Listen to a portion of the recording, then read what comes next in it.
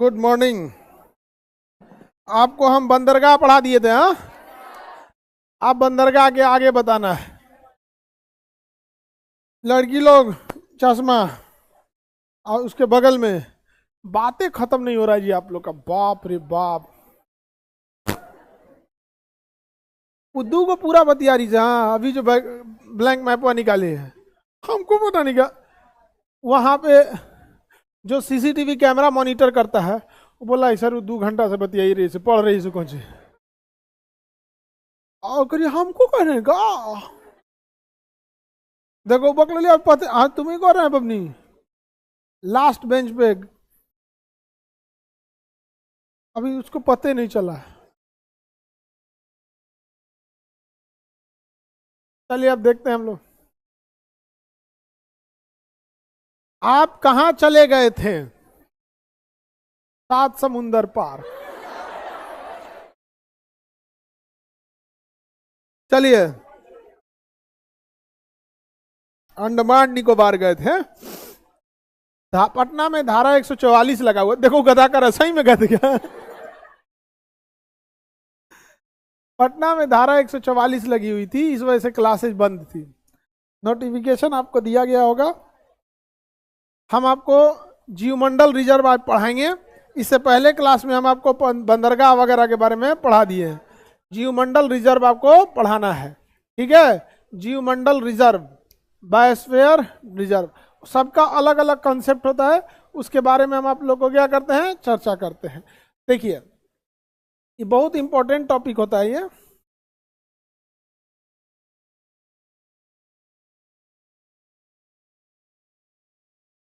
अब हम लोग बंदरगाह के बारे में कंप्लीट बता दिए थे। छोटे बंदरगाह में 4 छोटे बंदरगाह ऐसे थे जो बहुत प्रसिद्ध थे, ठीक है। जिसमें रसायनों के व्यापार के लिए दहेज बंदरगाह, रसायनों के व्यापार के लिए दहेज। और यहाँ पे गुजरात में छोटे बंदरगाह बहुत, दहेज था। मुंद्रा बंदरगाह पीपाओ। मुंद्रा बंदरगाह इतना तगड़ा है कि बड़े बंदरगाहों को अब टक्कर दे रहा है। पानी वाली जहाज में सबसे बड़ी समस्या होता है उसे अनलोडिंग करने की। तो मुंद्रा बंदरगाह प्राइवेट है, उसमें बहुत तेजी से काम किया जा रहा है। तो कोई चीज को अगर चौपट करना है तो सरकारी हाथ में दे दीजिए। समझ में आ गया कि नहीं। बस आपको क्या करना है, चौपट करना है तो उसे क्या दे दीजिए, सरकारी हाथ, जो भविष्य में आपके हाथ में जाएगा। हंसते क्या है, आप भी जैसे बच्चे गए थे तैयारी करके वहां पर, कुर्सी तोड़ व्यवस्था किए हैं सब, मेहरा गए सब। टीचर्स में इतने जो अपने बैच के यहाँ बच्चों का सिलेक्शन हुआ टीचर्स बैच में, वो पढ़ा रहे हैं। तो जो पहले से पढ़ा रहे हैं वो करे तारा ढेर एक्स्ट्रा पैसा मिलता का तारा। समझ रहे सिस्टम को एकदम, जिसको जो मन। भारत अभी उस वहां खड़ा है जिसको जहां मन है वहीं लूट ले रहा है करप्शन में। अब वही आदमी करप्शन के खिलाफ बोल रहा है जिसको बहुत ज्यादा या तो मौका नहीं मिल रहा है या तो देख देख के परेशान है, यार अब चारों ओर से लूट ले। अब बताइए वहां पीपा मुंद्रा बंदरगाह छोटा बंदरगाह, लेकिन इतनी सुविधा देता है कि बड़े बंदरगाहों को क्या किया पीछे छोड़। अब बड़ा बंदरगाह में क्या है, कोई अमेरिका से जहाज आया है, अब वो मुंबई में एंट्री नहीं कर पाएगा ना, उसको रास्ता पता नहीं है कहाँ गहरा है कहाँ नहीं है। बीच समुद्र में तो चलाना इजी हो जाता है, तो वहाँ इंडिया का पायलट ही जाता है, उसको भी कैप्टन ही बोलते हैं पायलट। तो 20 किलोमीटर दूर रहती है तो वहीं से लेके आता है। तो छोड़ दिया है, 2 घंटा से परेशान है, भैया ले जाओ कोनो हमारा के। अब वहीं मुंद्रा में जाना रहेगा तो पहले ही से रेडी है वहां पे, हाँ आ जाओ। उतरेगा, साइन करेगा कि अब आपका कमांड छोड़ के अब जहाज मेरे कमांड में। अब इसको पूरा आइडिया पता होगा, जहाज ले जाके किस एरिया में लगाना है उसको लगा देगा यहाँ पर। तो अब हम लोग देखते हैं जीवमंडल रिजर्व। क्या देखेंगे, जीवमंडल रिजर्व क्या होता है भैया ये जीवमंडल रिजर्व। तो देखिए कुछ जीव ऐसे होते हैं जो सामान्य जीव होते हैं। सामान्य जीव, सामान्य जीव जिनकी संख्या जीव कोई फर्क नहीं पड़ रहा होता है, वैसे जीवों को हम लोग सामान्य जीव कहते हैं। जैसे बकरी, बकरी की संख्या डेली कटा रही है सब बकरी, लेकिन कम हो रहा है, नहीं हो रहा है। मुर्गा, मुर्गी, इस सब का संख्या नहीं कम हो रहा है। बत्तख नहीं कम हो रहा है, जबकि आदमी मुर्गा डेली कटाता है। सबसे ज्यादा अगर किसी जीव की हत्या होती है तो मुर्गा का, और सबसे पहले पूरे समाज को वही उठाता है। तो भारतीय समाज की परंपरा है, जो इनको जगाने की कोशिश करेगा उनको ये केवल भारत की नहीं है, पूरी दुनिया की है। सुकरात ने जगाने की कोशिश की, सुकरात को जहर देके मार दिया गया, कहा कि इसको सबके सामने जहर पिलाओ। हम लोग को उठाता है ये और पी लिए। वो कहे कि अपने वाक्य को वापस लो, कहो कि हम गलत बोले थे, नहीं तो जहर पियो। तो कहा कि आज नहीं तो कल पी मरना ही है, जहर पी के मरेंगे। मर गया सुकरात। ये कौन सी तोड़ फोड़ कर रहा है ये? हाँ, रहने दीजिए, तोड़ फोड़ होगा ही वो। आगे बढ़े, देखिए ध्यान से। अब सामान्य जीव जिसकी संख्या नहीं घट रही है, एक कुछ ऐसे जीव होते हैं जिन्हें संकटापन्न कहते हैं। संकटापन्न, संकटापन्न मतलब इन पे संकट आने वाला है, आया नहीं है, संकट आने वाला है, उन्हें क्या कहेंगे? संकटापन्न। कुछ ऐसे जीव हैं जिन पे संकट क्या हो गया है? आने वाला है, उन्हें क्या कहेंगे? संकटापन्न। कुछ होते हैं संकटग्रस्त, संकटग्रस्त, संकटग्रस्त जिन पर संकट आ चुका है। संकटापन्न जिन पर संकट आने वाला है। जैसे गाय, अगर हम इन्हें छोड़ देंगे ना गाय को, तो जिस हिसाब से लोग इसे पालना छोड़ रहे हैं, धीरे धीरे गाय संकटग्रस्त हो जाएगी। समझ में आ गया कि नहीं आ गया? यहाँ पे हिरन, ये धीरे धीरे क्या हो जाएंगे? सब खत्म हो जाएंगे सब। और जिन पे संकट आ गया, जैसे हाथी, संकट आ चुका है, तो जिन पर संकट आ चुका है वो संकटग्रस्त। टाइगर संकटग्रस्त, हिरन भी संकटग्रस्त। पहले संकटापन्न था, अभी क्या हो गया? संकटग्रस्त। तो संकटग्रस्त और संकटापन्न, जिस पे संकट आने वाला है संकटापन्न, और जिन पे संकट आ चुका है संकटग्रस्त, जिनको कोई दिक्कत नहीं है, सामान्य जीव। जैसे अभी आप लोग क्या हैं? सामान्य जीव हैं, आप लोग के ऊपर कोई संकट वगैरह नहीं है। जैसे आपका इंगेजमेंट होगा, सगाई, आप क्या हो जाएंगे? संकटापन्न, मतलब कि संकट आने वाला है। तो सगाई के बाद आदमी क्या हो जाता है? संकटापन्न। और जैसे शादी होगा संकटग्रस्त। तो जितने संकटग्रस्त होते हैं इन्हें ही राष्ट्रीय उद्यान में रखा जाता है। किसमें रखा जाता है? राष्ट्रीय उद्यान, राष्ट्रीय उद्यान, जहां उसका देखभाल किया जाता है। समझ में आ गया कि नहीं? बहुत देखभाल किया जाता है। ससुराल में देखना तुम लोग का बहुत देखभाल होगा। क्यों? संकटग्रस्त हो गए हो, संकट को वही झेल रहा है। इसलिए उसका देखभाल होता है, बहुत रिस्पेक्ट होता है उसका। लेकिन हर चीज में मूल्य ह्रास होता है किसी चीज का। दामाद की इज्जत तब तक जब तक फूफा नहीं बना है। फूफा बनने के बाद उसका कोई खास उतना वैल्यू नहीं रह जाता। आगे बढ़े,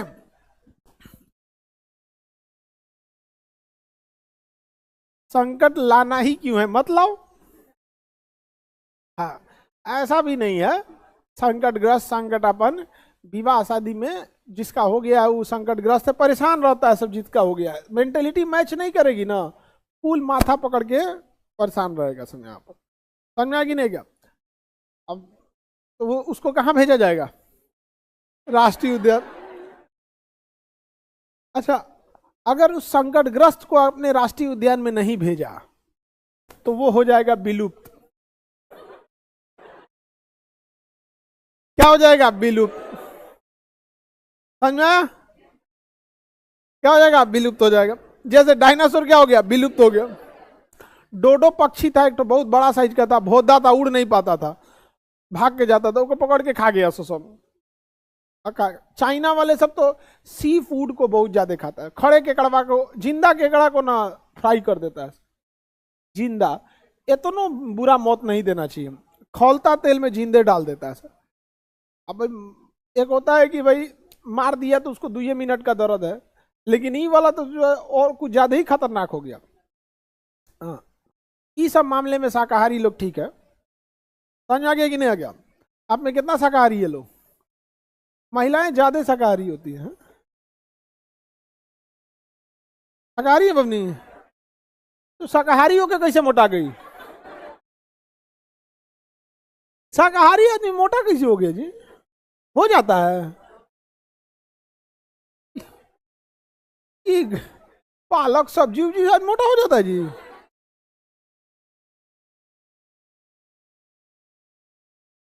मछली उछली चलता है।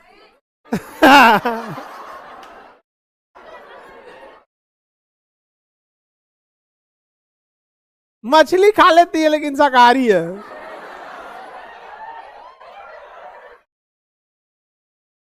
मछलाहारी।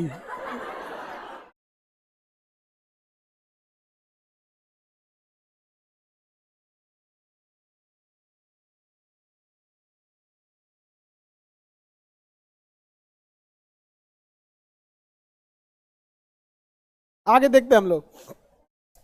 विलुप्त हो जाएगा कोई चीज तो राष्ट्रीय उद्यान में रखना जरूरी है। तो देखिए हम लोग राष्ट्रीय उद्यान में किसको रखते हैं? संकट ग्रस्त को, जरूरी है उसको रखना। तो राष्ट्रीय उद्यान जो होता है, राष्ट्रीय उद्यान, राष्ट्रीय उद्यान को हम नेशनल पार्क कहते हैं। क्या कहेंगे? National park. इसमें संकटग्रस्त जीवों को रखते हैं, लेकिन जब इसकी संख्या, इसका साइज बहुत बड़ा हो जाता है ना, तो उसे वन्य जीव अभ्यारण्य कहते हैं। क्या कहेंगे? वन्य जीव अभ्यारण्य, अभ्यारण्य। Wild life sanctuary, wild life sanctuary, दोनों में कोई अंतर नहीं है, साइज का अंतर है। छोटे लेवल पे रहेगा तो, बहुत बड़े लेवल पे रहेगा तो। इसमें ना किसी भी जीव को ना पिंजड़े में बंद करके नहीं रखा जाता है, नेचुरल हैबिटेट में छोड़ दिया जाता है। अपने से खोजते रहते हैं, अपने से खाना खोजेगा, अपने से खाएगा। किसी किसी शिकारी वगैरह को उसमें बकरी उकरी सब रहती है, सब मार के खा जाते हैं उसमें। तो वो राष्ट्रीय उद्यान रहते हैं, सब बहुत बड़ा एरिया में रहेगा, एक जिला बराबर रहते हैं सब। वन्य जीव अभ्यारण्य, इसमें संकटग्रस्त जीवों को ही रखा जाता है। इसमें क्या हो गया ना, इससे रखने का खर्च बहुत आने लगा, इसलिए सरकार ने इसके लिए एक वाइल्ड लाइफ सेंचुरी में घूमने की व्यवस्था किया, जिसे जंगल सफारी कहा गया। क्या कहा गया? तो जंगल में, आप जो राजगीर में है, ऐसे बहुत जगह है भारत में, तो वहां पर अब आप टिकट कटाइए, उससे कुछ उसका इनकम होगा, तो वही फायदा होगा किस पे लगाने में, जंगली जानवरों को ट्रैक करने में, उनको देखभाल करने के लिए काम आएगा, वो ठीक रहता है। तो आप जब जाइएगा जंगल सफारी में, तो जो नए नए जंगल सफारी रहते हैं, उसकी गाड़ी जो होती है जिस पे जाते हैं वो बंद रहता है, बस की तरह रहेगा, बंद रहेगा। अब वो 2-4 साल जब घूम लेंगे ना, तो जानवरों को लगेगा कि खाने वाला चीज नहीं है, ये खाने वाला चीज नहीं है। तो फिर खुला गाड़ी से घूमिएगा, खुला गाड़ी से घूमिएगा ना, तो जानवरों को उतना दिमाग नहीं होता, वो कहेगा इतना बड़ा जीव है, इसका गोल पैर है, इसका टेस्ट ठीक नहीं है, इसको नहीं खाते हैं। तो जो जीव उनको दिमाग में बैठ गया इसको खाना है, वही खाएगा, नहीं खाना है नहीं खाएगा। अब गाय को कहिएगा अंडा खा लो, नहीं खाएगी। आप ऐसे चिकन मटन उसको दिखाइएगा भी ना, सूंघ के छोड़ देगी, समझा गया? और वही जो मांसाहारी जीव है उनको दीजिएगा तो हाथे सहित नोच लेगा सर। तो बस उनका माइंडसेट हो जाए, एक बार दिमाग में बैठ जाए, वो खाएंगे ही नहीं खाएंगे। आप जैसे बंदर वगैरह है, उनको शाकाहारी है, वही दीजिएगा वही खाएंगे। तो धीरे धीरे उनको पता चल जाता है कि गाड़ी घोड़ा ही खाने वाला चीज नहीं है। तो गाड़ी में बैठ के घूमते रहिए, आपके बगल में शेर निकलेगा, चीता निकलेगा, और कभी कभी सनक जाते हैं सब तो हमला कर देते हैं सब। तो वो जंगल सफारी भी एक तरह से सही है। चलिए अब आगे देखते हैं। एक और होता है जीवमंडल रिजर्व। क्या होता है? जीव मंडल रिजर्व, बायोस्फीयर रिजर्व बोलते हैं इसे, बायोस्फीयर रिजर्व। ये अलग कंसेप्ट है। इसमें कहा गया है कि संकटग्रस्त हो या संकटापन्न हो या फिर सामान्य जीव हो, पेड़ पौधे हो, इसे कोई मतलब नहीं है, बस एक एरिया में रखा जाता है इसे। इसमें संकटग्रस्त को भी रख सकते हैं, सामान्य जीव को भी रख सकते हैं, संकटापन्न को भी रख सकते हैं, पेड़ पौधों को भी रख सकते हैं। तो ये एक अलग ही कंसेप्ट है जिसे कहा जाता है जीवमंडल रिजर्व। इसमें कोई जरूरी नहीं। जानवरों को बचाने के लिए क्या होता है? National park. इसी का बड़ा रूप, आज सबको ठूस दीजिए, जनरल डिब्बा, जीवमंडल रिजर्व, एकदम जनरल डिब्बा, जितना कोच दीजिए एकदम चल जाएगा उसमें। समझ में आ रहा है कि नहीं आ रहा?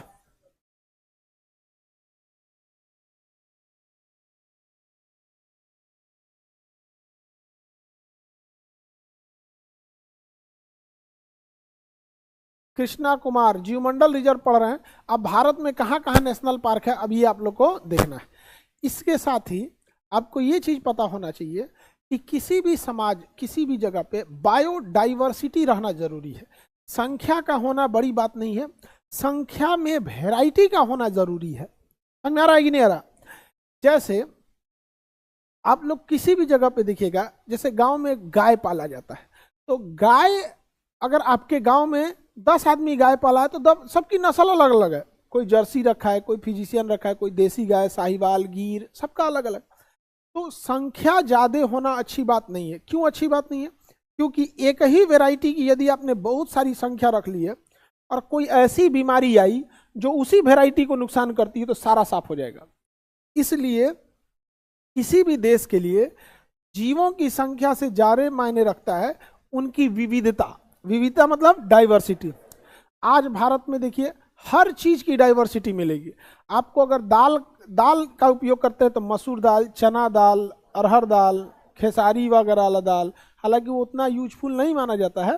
तो अलग अलग का टाइप। चावल में देखिए 50 किस्म के चावल मिलेगा आपको, बासमती वगैरह, वो तो मेहमान सबको दिया जाता है बासमती, हाँ, और दाब के खा लेता है और 2 घंटा बाद जाके उलहर जाता है, नींद आ रहा हो। ऐसे नॉर्मल तो आप लोग तो राशन वाला चावल खाइए। अभी बेरोजगारी में कौन सा चावल? राशन वाला, जिसका लंबाई चौड़ाई बराबर रहता है। पता है कि नहीं होता? कोटा पे जो मिलता है गांव में, हाँ, अरवा चावल मिलता है। एक अलग टाइप का चावल होता है, उसना चावल, उसका टेस्ट ही अलग होता है। हाँ, उसका टेस्ट अलग होता है। तो बताइए बाबू, वैरायटी अलग अलग है कि नहीं है? आप ही लोग इतने बच्चे आए हैं आप पढ़ने, आप सब लोग का डाइवर्सिटी है, सबका मेंटल लेवल अलग अलग है। कोई गांव के पृष्ठभूमि से है, कोई शहर के पृष्ठभूमि से, कोई गरीब है, कोई अमीर है, कोई सुपर गरीब है, कोई सुपर अमीर है। आप में बायोडाइवर्सिटी है कि नहीं? तो किसी भी जगह पे जंगल या वन का रहना अच्छी बात नहीं है, बल्कि ज्यादा अच्छी की वैरायटी का रहना। तो बायोडाइवर्सिटी का रहना जरूरी है। जहां सबसे ज्यादा बायोडाइवर्सिटी वहां सबसे अच्छा। तो जिस जगह पे सबसे ज्यादा बायोडाइवर्सिटी देखा जाता है उस जगह को कहा जाता है हॉट स्पॉट। क्या कहा जाता है? Hot spot. तो हॉट स्पॉट का रहना जरूरी है या नहीं है? हाँ, हॉट स्पॉट का रहना बहुत जरूरी है यहाँ पर। तो ये बहुत जरूरी है हॉट स्पॉट। जैसे अगर सांप पाए जाए, सांप की बहुत सारी कैटेगरी पाए जाए। भारत में 400 से ज्यादा कैटेगरी के सांप पाए जाते हैं, जिसमें गिनती के 10 सांप ही जहरीले हैं, बाकी के 4 सांप जहरीले नहीं हैं। तो जो झाड़ फूंक वाली व्यवस्था है वो उसी पे काम करता है जो जहरीला नहीं है। बाकी जो 10 कैटेगरी का सांप है ना, Russell's viper, rat snake, cobra, mamba, ये काटेगा ना, निपटा देगा आपको। इसलिए अगर सांप कितना भी जहरीला हो 3 घंटा टाइम देता है। समझ में आ गया? तुरंत भाग जाइए हॉस्पिटल, वहां एंटी वेनम लगाएगा, टेंशन खत्म। वो एक दवा होती है एंटी वेनम, चढ़ा देगा, काम खत्म। और 3-4 बोतल पानी चढ़ा देगा। सांप में ना सबसे बड़ा खराबी क्या होता है, जैसे काटता है ना तो हीमोटॉक्सिक जो जहर होता है वो खून को दही की तरह गाढ़ा कर देता है। अब हमारा ब्लड जो है 120 के प्रेशर से जाता है, तो 120 के प्रेशर से जाता है, 80 के प्रेशर से आता है। तो पंछुछुर रहेगा तभी 120 के प्रेशर पे जा पाएगा। और सपवा काटता है ना तो उसको दही इतना गाढ़ा कर देता है। जब इतना गाढ़ा कर देगा तो 120 के प्रेशर पे जाइए नहीं पाएगा। जब नहीं जाएगा तो ब्लड वगैरह नहीं जाएगा तो लकवा मारना चालू होगा। धीरे धीरे धीरे धीरे जहां जहां ब्लड नहीं जाएगा धीरे धीरे शांत हो जाएगा। समझ आ गया कि नहीं आ गया?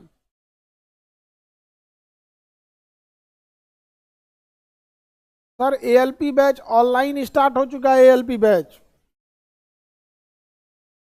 आगे बढ़े। अंधा सांप भी होता है।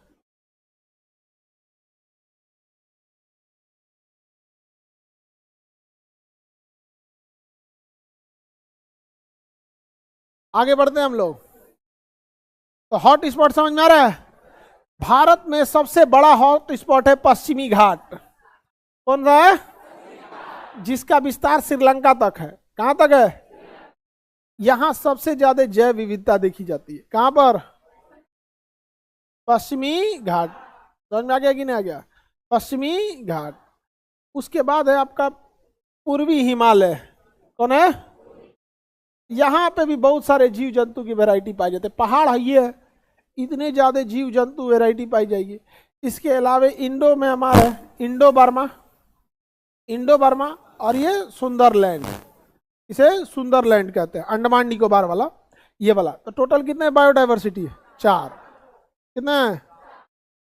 पश्चिमी घाट, पूर्वी Himalaya, Indo Burma, Sundaland, Sundarban नहीं, पश्चिम बंगाल चल जाएगा, सुंदरलैंड। तो 4 तो क्या है हमारे पास हॉट स्पॉट है। यहाँ सबसे ज्यादा जीव जंतुओं की क्या पाई जाएगी? वैरायटी पाई जाएगी। समझ में आ गया? टोटल हॉट स्पॉट कितने हैं? 4 हॉट स्पॉट है। याद रहेंगे? ये अच्छा है या नहीं है? पूरी प्रकृति के बैलेंस के लिए जीव जंतुओं की वैरायटी का होना जरूरी है। अगर एक की संख्या बढ़ जाए दूसरा घट जाए, बैलेंस में दिक्कत होगा। आगे बढ़े, चलिए। तो अब हम लोग देखते हैं कहाँ कहाँ पे नेशनल पार्क है। मेनली एग्जाम में आता है कहाँ से क्वेश्चन? नेशनल पार्क से। तो नेशनल पार्क आपको याद रहना चाहिए। इससे 2 तरह के क्वेश्चन आते हैं बाबू नेशनल पार्क से। पहला कि कहाँ पर है, और दूसरा कि किस चीज के लिए प्रसिद्ध है। जैसे घोड़ा, गधा, बैल कहाँ क्या पाए जाते हैं, वो सब प्रसिद्ध है।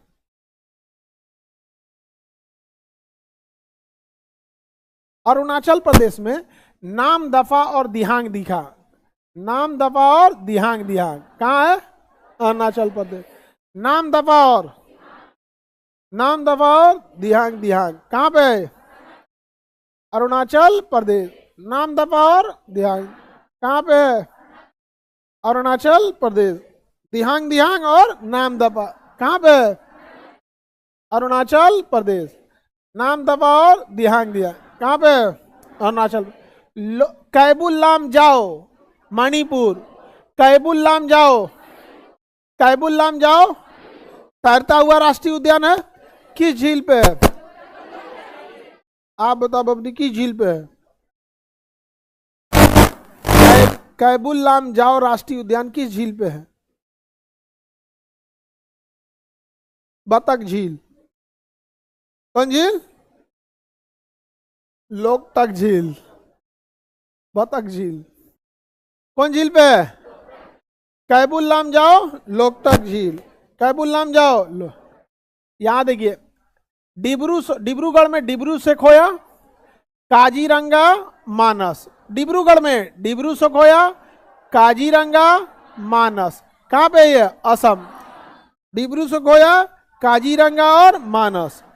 मेघालय में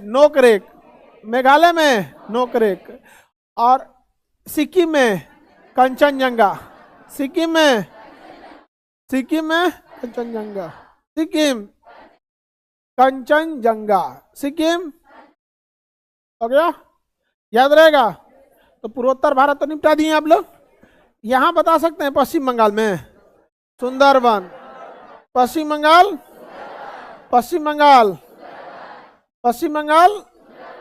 सुंदरवन, पश्चिम बंगाल में सुंदरवन, कोई दिक्कत? पश्चिम बंगाल कंचनजंगा, नोकरेक, मानस, काजीरंगा, डिब्रू सेखोया, दिहांग, नामदफा, कैबुल लामजाओ, सुंदरवन, सिमलीपाल उड़ीसा, भीतरकनिका, गहीर माथा, ये दोनों समुद्र के किनारे हैं। अमेरिका से कछुआ आता है, सो यहाँ पे अंडा देके चल जाता है। सब अमेरिका से कछुआ चल आता है, सो तैर के कहां पर? भीतरकनिका में, और अंडा देके चल जाता है सब। क्यों? अमेरिका का जो घाट है ना, समुद्र का किनारा, वो सपाट है। क्या है? सपाट। अब वहां अगर कछुआ अंडा दे दिया ना, तो कौआ हो गया या समुद्री जीव अंडवा फोड़ के पी जाएगा, सब पोच बना के खा जाएगा सब। इसलिए वो आता है ऐसा जगह खोजने जहां समुद्र के किनारे पहाड़ी हो। समुद्र के किनारे क्या हो? पहाड़। तो पहाड़वा किनारवा का बालू ऐसे निकाल देगा और घुस जाएगा अंदर, और वहीं अंडा देके चल जाएगा अमेरिका। चल जाता है तो अमेरिका। समझ में आ गया कि नहीं आ गया? अमेरिका चल जाता है। देखिए जानवरों के बच्चों को पालना नहीं पड़ता है, समझ में आ गया। इसलिए आप देखिएगा जानवर के बच्चों में, जानवरों में मेल और फीमेल में बहुत का अंतर नहीं आएगा। मानव जब विकास कर रहा था ना, तो विकास के क्रम में जब आप एंथ्रोपोलॉजी पढ़िएगा, वहां से आपको समझ में आएगा कि महिलाओं के साथ क्या हो गया। महिलाएं क्या थी मानव में कि एक तो 9 महीना अपने पेट में रखना होता है, अब फिर 4 साल गोद में रखना होता है, 5 साल तो महीना का ऐसे चल गया। जब मानव का विकास हो रहा था उस समय मेल फीमेल तो साथ ही विकास कर रहे थे, आदिमानव थे दोनों। जब शिकार करने जाते थे तो गर्भवती महिला शिकार पे जा ही नहीं पाती थी, इसलिए उसको पीछे छोड़ के जाते थे सब शिकार करने। वहीं से पुरुष धीरे धीरे आगे होना चालू हो गया। बच्चा जब बड़ा हो गया तो गोद में ली रहती थी, उस समय भी वो शिकार कर लेती थी, लेकिन शिकार को छुप के शिकार करना होता था, गोदिया में चिल्लाने लगता क्या क्या, शिकार भाग जाता था तो कहता तो घरे रख के आओ, घरे रख के आओ। 5 साल उसको क्या किया गया, घरे रखा गया जब तक बड़ ना हो, और जब तक वो बड़ हुआ तब तक दोबारा गर्भवती हो गई।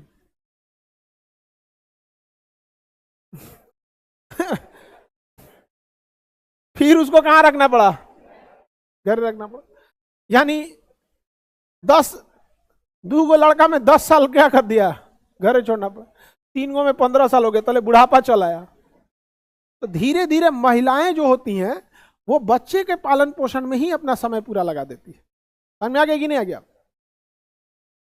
तो उनका ये बच्चे, किसी भी महिला के लिए ना सबसे जरूरी, महिला, आपको लगता होगा कि महिला सबसे ज्यादा ध्यान अपने साज और श्रृंगार पे ध्यान देती है, वो उनको शौक होता है बचपन का, सजना श्रृंगार करना उनके बचपन का शौक होता है। लेकिन उनके जीवन का सबसे बड़ा शौक होता है बच्चे को पालना। वो अपने जीवन के सबसे बड़े शौक अर्थात बच्चे को पालने के लिए वो अपने जीवन का सबसे पहला शौक सजने संवरने को हमेशा के लिए मार देती है और फिर बच्चे को पालती है। अपने माँ को देखिएगा ना, अपनी माता को आपके पालने के लिए अपना पूरा सजना संवरना त्याग दी यहाँ पे। तो महिलाएं के साथ ना ये हो गया। और ना आप लोग जो चीज है ना, इस चीज को समाज में क्या है कि शिक्षा का लेवल उस तरह से नहीं गया। और आप लोग जब रियलिटी पढ़िए, पता कीजिएगा कि कहाँ से चीजें स्टार्ट होती हैं यहाँ पे, तो आप जब जवाब दीजिएगा तो ठोस जवाब आता है। आप पीछे कहाँ हैं, आप किसी दूसरे काम में इन्वॉल्व है। आप समझ, आप परिवार को पालने में इन्वॉल्व है, बच्चे को पालने में इन्वॉल्व है। और अगर आप उसे कोई समाज नेग्लेक्ट कर रहा है तो समाज की गलती है, आप तो काम कर ही रहे हैं। वरना बच्चे पालने की जिम्मेदारी अगर पुरुषों को दे दिया जाए तो कभी जनसंख्या की समस्या ही नहीं आएगी, आधा को तो पीट के मुआ देगा वो। महिला को देखिएगा, बेचारी जिनके छोटे बच्चे होते हैं ना, एक छोटे बच्चे होंगे पूरे दिन भर कचरा फैला के रखेंगे, कोनो चीज गिरा देगा, फरसवा पे से सूझ जाएगा, ऐसे ऐसे चलेगा। बेचारी वो महिला अपने बच्चे के ध्यान में रखने के लिए डेटॉल कीटनाशक मिला के फर्श पोछेगी कि मैं बबुआ इस पे टहलते रहता है। दिन भर उसका काम हमेशा उठा पटक कुछ ना कुछ बिगाड़े रहेगा, उसको दवा खिलाना, खाना खिलाना, घर का काम करना, सब करने के बाद उसको सुलाना। दिन में जब थक के सुतने जाएगी ना तो बेला रतिया को उठ जाएगा।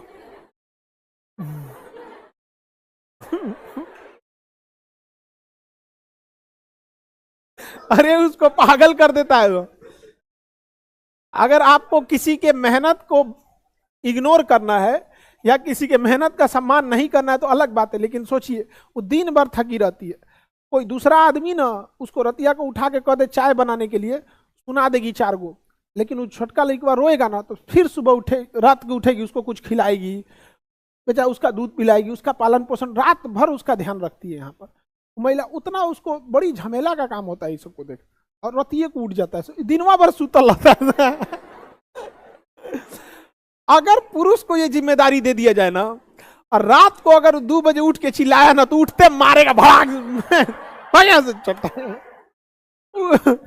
बिस्तर पे से फेंक देगा, भाग छोटा कहीं का, दिन भर काम कर गया ऑफिस से, क्या भाग से। बहुत टफ होता है, समझ में आ गया कि नहीं आ गया। इस्लाम धर्म में ना कहा गया है कि माँ के पैर के नीचे जन्नत होती है, माँ के पैर के नीचे जन्नत होती है। इस्लाम धर्म का, अब जो मुसलमान होंगे उन्हें कहा उनसे उनसे पूछिएगा तो उनके पैर के नीचे क्या होती है?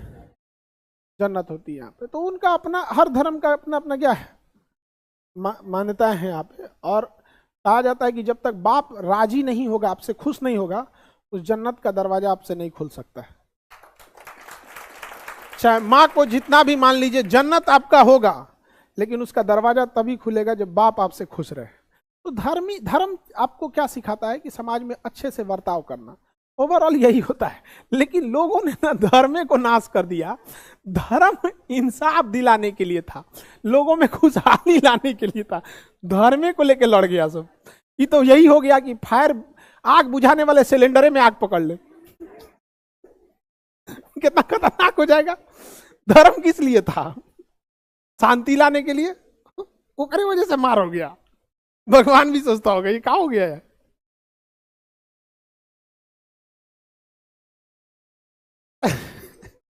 ये बाबू का कहना है जितना माता जी से संपर्क रहता है, जानकारी रहती है, उतना पिताजी से नहीं रहती है। देखिए, आप उसी चीज से संपर्क बना सकते हैं या समय दे सकते हैं जो चीज के बारे में आपको आता है। यदि आपको मैथ लगाने आता है, मैथ के फॉर्मूला याद है, तो मैथ लगाने में मन लगेगा। और अगर मैथ नहीं आता है, जानकारी नहीं है ना, तो मैथवा से भागने लगेंगे। यही हो जाता है माँ और पिता के साथ। पिता को आपके बारे में जानकारी ही नहीं है, कौन सब्जी अच्छा लगता है कौन नहीं लगता है। 5 मिनट बात करेंगे, वो ठीक है पापा रखते हैं फोन। पता नहीं है ना आपको उनके बारे में ज्यादा जानकारी बने। माँ को आपके बारे में हर चीज पता है। बचपन से खिलाइए, उसको पता है कि गुस्सियाएंगे तो कौन चीज से मानेंगे, तीता खाना पसंद है कि मीठा खाना पसंद है, सुबह में क्या खाना पसंद करते हैं, दोपहर में। तो उनको जानकारी ज्यादा रहती है, और आपको भी माँ के बारे में ज्यादा जानकारी रहती है। तो जिस चीज के बारे में जानकारी रहेगी, उस चीज के बारे में आपका नॉलेज अच्छा होगा। सब्जेक्ट के साथ भी यही होता है। जिनको जीएस ठीक ठाक आता है उनको बड़ी मन लगेगा, जिनको नहीं आता है, पता कौन चीज आपको पिताजी के बारे में, आधा घंटा बात करिएगा पिताजी के बारे में ना, तो यकीन मानिए उसमें 5 मिनट अपने और परिवार के बारे में बात होगा। बाकी पड़ोसिया का कर रहा है, वो खेत जोत दिया, वो मेड़ काट दिया, वहां पे भगाइयो का ओका पेड़ है, पेड़वा से अपन खेत है यहाँ पे, बताइए तो ट्रैक्टर लेके अपन खेत में घुस गया था। पिताजी से यही सब बात होता है कि नहीं। अब माता जी से, मामा क्या बोल रहे थे, अरे बुआ का बात मत सुनिएगा, जब आती है तो लगाइए के चल जाते, बुआ ना यहाँ पर, हाँ क्या हुआ, फूफा बोल रहे थे कुछ, हम मम्मी से ही सब टाइप का बात, हाँ, अब पापा से बाहर का बात। भारत का समाज जो है वो इस तरह से व्यवस्थित किया गया था कि पूरा मंत्रिमंडल घर में दिखने को मिलेगा। विदेश मंत्रालय पिताजी, गृह मंत्रालय माता। आगे बढ़े, बताइए। भीतर कड़ी का गहिर मादा, मगरमच्छ और कछुआ के लिए दोनों है, दोनों भीतर कड़ी का और गहिर। अमेरिका से कछुआ आता है, गहिर मादा, हाँ गहिर। फिर कछुआ निकल के कहाँ चल जाता है, समुद्र में चल जाता है, फिर अमेरिका घूमते रहता है वहां पे। फिर आता है ऐसे कभी कभी गर्मी की छुट्टी में ननिहाल यहाँ पे ननिहाल आता है गर्मी की छुट्टी में। तो ये हो गया आपका। सिमलीपाल कहाँ है, उड़ीसा। बेतला झारखंड, बोतला नहीं बेतला, बोतला बेतला झारखंड, बेतला बेतला वाल्मीकि उदयपुर बिहार, वाल्मीकि चंद्रप्रभा बनारस, चंद्रप्रभा बनारस।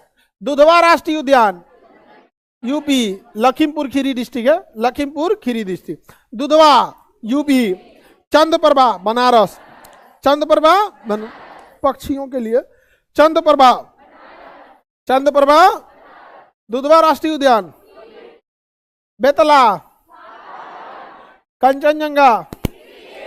तो पूरा भारत का याद हो गया। पूछे कहीं से बता देंगे, नोकरेक, कंचनजंगा, नामदफा, चंद्रप्रभा, बेतला, उदयपुर, सिमलीपाल, भीतरकणिका, वाल्मीकि, गहिरमाथा, सुंदरवन, नोकरेक, मानस, काजीरंगा, डिब्रू सोखोया, नाम सोखोया, नामदफा, डिब्रू सोखोया,